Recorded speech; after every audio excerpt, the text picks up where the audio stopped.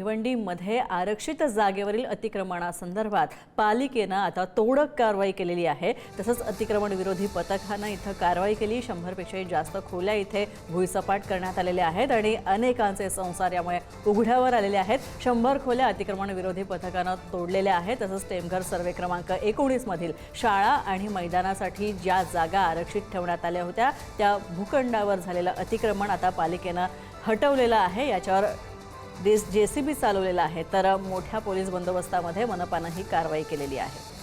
तर आपण पाहतोय भूखंडावरील अतिक्रमण जेसीबी चालवून भुईसपाट करण्यात आलेलं आहे आणि टेमघर इथल्या सर्वे क्रमांक 19 मध्ये गुरुचरण जागा पालिकेच्या विकास आराखड्यामध्ये शाळा आणि मैदानासाठी आरक्षित ठेवण्यात आली होती। मात्र यावर गेल्या काही वर्षांपासून अतिक्रमणच होत होतं आणि खोल्या अनेक बांधल्या गेल्या होत्या।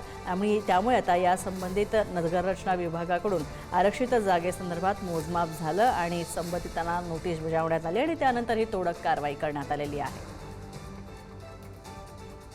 आमच्या स्वतःचे मालकीचे आहे। माझे 4 भाऊ आणि आम्ही 2 बहिणी आहोत आणि आमची स्वतःची जागा आहे मालकीची।